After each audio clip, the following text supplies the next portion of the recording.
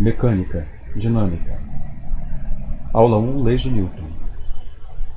Iniciaremos nossos estudos da dinâmica por alguns conceitos fundamentais na física. Um deles é das grandezas físicas.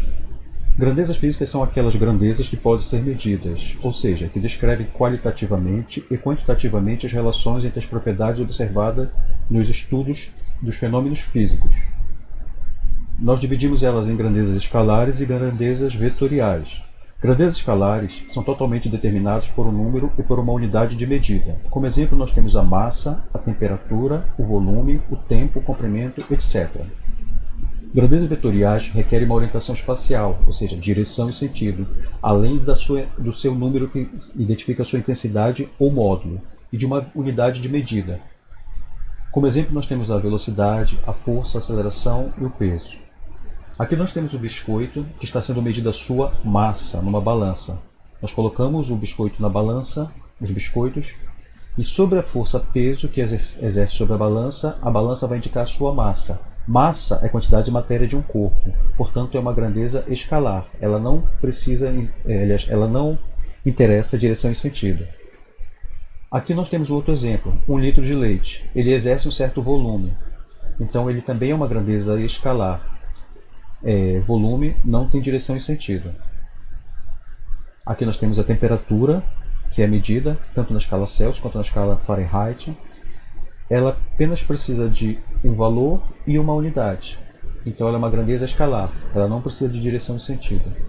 Já aqui nós temos uma formiguinha aplicando uma força. Essa força é uma grandeza vetorial, porque ela pode ser aplicada em diferentes direções e diferentes sentidos. Aqui nós percebemos que uma moto se deslocou com uma certa velocidade. Então, velocidade também é uma grandeza vetorial. Ela tem direção e tem sentido. Dinâmica é a parte da física que estuda as forças e seus efeitos sobre os movimentos. Aqui nós estamos observando algumas aplicações de forças. Aqui esta halterofilista ela está carregando um certo peso, aplicando uma força. Aqui nós temos um exemplo do Superman, lógico que é um brinquedo, né? Mas se fosse o Superman de verdade, ele estaria amassando a lata, aplicando uma força, e o efeito seria amassar a lata. A mesma coisa o Batman está fazendo, só que nós percebemos que a força que o Batman fez é menor do que a força que o Superman fez. Como é que a gente percebe isso? Pela deformação da lata. Aqui nós estamos percebendo uma criança deslocando um carrinho. Então, ao deslocar esse carrinho, ela aplica uma força para poder realizar o movimento. Força é um agente capaz de produzir no corpo uma aceleração ou uma deformação. O que é aceleração? É uma mudança de velocidade. Aqui neste exemplo nós percebemos que este carro ele colidiu contra o poste, então ele sofreu uma deformação, houve uma força envolvida aqui, durante a colisão. Aqui nós percebemos um avião pousando. Esse avião, ao pousar, para reduzir a sua velocidade durante o pouso, ele aciona o paraquedas. Ao acionar o paraquedas, vai ter uma resistência do ar, empurrando o paraquedas no sentido oposto, e com isso essa força diminui a velocidade dele, provocando uma aceleração contrária ao movimento que ele estava tendo. Aqui a tenista está rebatendo a bola veio na direção e ela aplicou uma outra força para mudar o sentido de movimento da bola, e pode ser também a direção do movimento da bola. Bom, força nós sabemos que é um agente capaz de produzir no corpo uma aceleração e uma deformação. Nós podemos perceber alguns exemplos aqui, olha. Para você andar sobre o gelo, né, você precisa aplicar uma força. Aqui nós temos outra força. E essa força aqui tem que ser o mínimo possível para poder deslizar sobre o gelo. Então a força de atrito aqui, no caso do deslizamento, ela atrapalha. A força gravitacional nós sabemos que é uma força que puxa os corpos para o centro da Terra, ou seja, para baixo. A força de arraste é uma força onde você está empurrando um corpo. Desculpa, você está deslocando o corpo em sentido contrário ao seu movimento, né? Ele está tendo um arraste. A força aplicada aqui neste exemplo, pelo homem ao carrinho, ela é uma força de contato. Ele está aplicando uma força e está realizando um movimento. Aqui nós temos um outro exemplo que é a força elástica. Esse objeto estava dentro da caixa, estava pressionado contra a mola. Ao abrir a caixa, a mola exerce uma força impulsionando o objeto para cima, dando um susto nas pessoas. Aqui nós temos uma força que age à distância, que é chamada força magnética. Assim como a força gravitacional, ela age à distância. Um ímã, ele exerce uma força sobre o metal. Há uma atração. Da mesma forma, o metal atrai o ímã. Nós temos uma força magnética, que ela age à distância. A força de atração ou tensão é uma força que é aplicada nas cordas. Aqui nós temos a chamada força de empuxo, que ela ocorre quando há fluidos, por exemplo, na água ou mesmo no ar. Aqui nós temos um instrumento utilizado para medir forças, é o chamado dinamômetro. A unidade de força no sistema nacional nós vamos ver que é o chamado Newton. Esse dinamômetro ele está calibrado para a unidade do Newton do lado direito e do lado esquerdo ele já está calibrado para medir a massa dos corpos na unidade de gramas. Aqui nós temos um outro dinamômetro que é utilizado na fisioterapia para medir a força que é aplicada pela mão da pessoa. Isso é utilizado na reabilitação, para ver se a pessoa já tem força normal na mão. Classificação das forças. O primeiro caso é forças de contato. São forças que surgem no contato entre dois corpos. Aqui nós estamos percebendo uma pessoa empurrando um carro e nós estamos percebendo um homem puxando o avião. Se os dois estiverem se deslocando com a mesma velocidade, obviamente quem aplica mais força foi o homem. Mas por quê? Porque esse homem que está puxando o avião fez uma força maior? Por uma razão muito simples. A massa do avião é muito maior que a massa desse automóvel bem aqui. Então nós já estamos percebendo que força tem a ver com a aplicação de... aliás, a força é realizada em cima de uma massa e realiza uma certa aceleração nela. Então, essas forças de contato ocorrem quando puxamos, empurramos ou carregamos um corpo ou objeto. Um outro tipo de força são chamadas forças de campo. Essas forças atuam à distância, dispersando o contato. Exemplo, ímã e o metal, aqui nós podemos perceber que há uma atração, mesmo que à distância. O satélite e a Terra. Aqui nós estamos percebendo um satélite artificial e o planeta Terra aqui embaixo. Há uma atração entre eles, mantendo esse satélite em órbita ao redor da Terra. Movimento e força. Algumas pessoas já tinham pensado o conceito de movimento, e força desde a antiguidade. Aqui nós temos Aristóteles, que ele pensava que um corpo que ele está em movimento obrigatoriamente teria que ter uma força agindo sobre ele. Mais tarde, um italiano chamado Galileu Galilei, ele disse que não precisava que houvesse uma força agindo sobre um corpo para que ele continuasse em movimento. Foi a primeira ideia que nós tivemos sobre inércia. Alguns movimentos dos corpos celestes foram percebidos pelo Johannes Kepler, ao fazer o estudo do movimento dos planetas ao redor do Sol. Mais tarde, quem sintetizou tudo isso foi o inglês Sir Isaac Newton. Isaac Newton ele criou as chamadas leis de Newton, onde ele demonstrava como havia a atuação das forças nos corpos. São 3 leis. Esta é a primeira lei. Primeira lei de Newton, conhecida como princípio da inércia, ou simplesmente inércia. Se a resultante das forças que atuam num corpo for nula, o corpo permanece em repouso ou em MRU.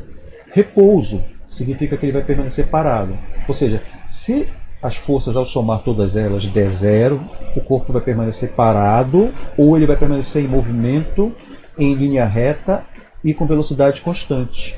É o famoso MRU, movimento retilíneo e uniforme. Quando essa força resultante for zero, nós só temos 2 situações, ou é repouso ou MRU. Portanto, se o corpo está em repouso, permanecerá em repouso. Se está em movimento retilíneo uniforme, continua com a mesma velocidade, mesmo módulo e orientação. A inércia, portanto, é uma propriedade que os corpos possuem de resistir à mudança de seu estado de movimento. Para mudar a velocidade de um corpo, é preciso aplicar uma força sobre ele. Aqui nós temos o exemplo da primeira lei.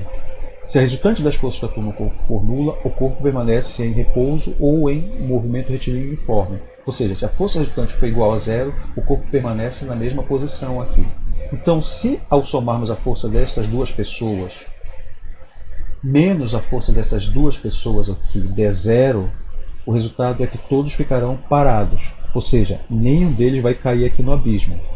Agora vamos observar a menina andando sobre a bicicleta. Ela parou de aplicar a força. Se não houvesse nenhuma força de atrito, atrapalhando o movimento, essa bicicleta continuaria se deslocando em linha reta e com velocidade constante, ou seja, ela continuaria em NRU. Okay? Então são duas situações da inércia. Aqui é o repouso, aqui é o movimento constante, com velocidade constante. Segunda lei de Newton, princípio fundamental da dinâmica. A segunda lei é quando a força resultante já não é igual a zero. Ela diz o seguinte: a mudança do estado de movimento de um corpo é proporcional à força motora imprimida e é produzida na direção da linha reta na qual aquela força foi imprimida.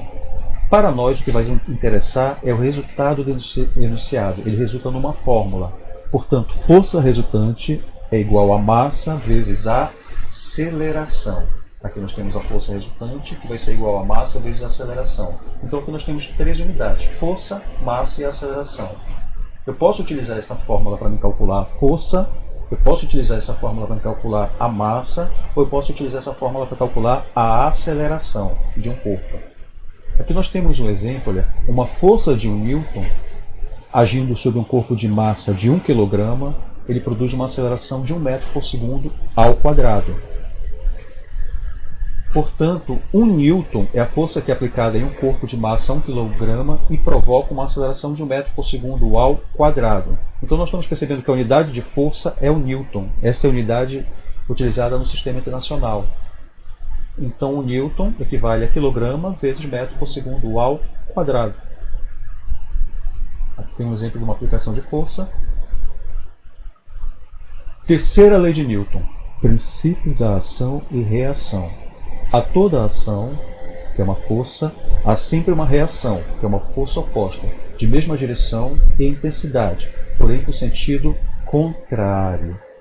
Na prática, a gente vai analisar as forças sempre aos pares, ou seja, se uma pessoa quer caminhar, o que ela faz? Ela empurra o chão para trás, o chão empurra a pessoa para frente. Ela aplica uma força, essa força é devolvida pelo chão.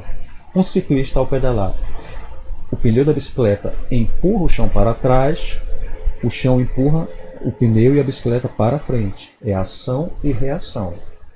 Aqui nós estamos percebendo também que tem uma pessoa que ela está numa canoa, um pescador, e ele está empurrando a água nesse sentido.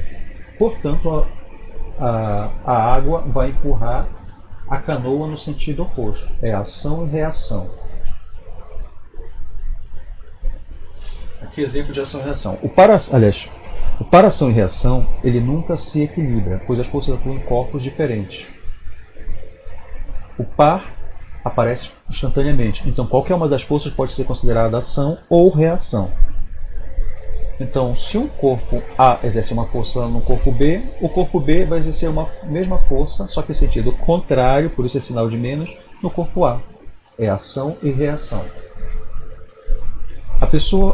A criança aqui ela está chutando esse objeto, e esse objeto vai exercer uma força sobre ela. É ação e reação.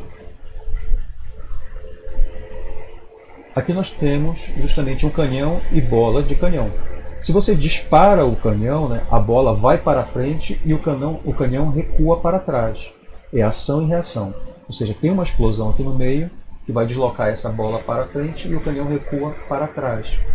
Só que, obviamente, quem vai se deslocar com maior velocidade é a bola, porque a massa do canhão é muito maior que a massa da bola. Então nós teremos um deslocamento maior da bola. Aqui nós temos um avião sendo sustentado. Então nós temos forças agindo aqui, olha. A hélice empurra o avião, empurra o ar para trás e o avião se desloca para frente, além de uma força de sustentação que nós vamos ver mais tarde.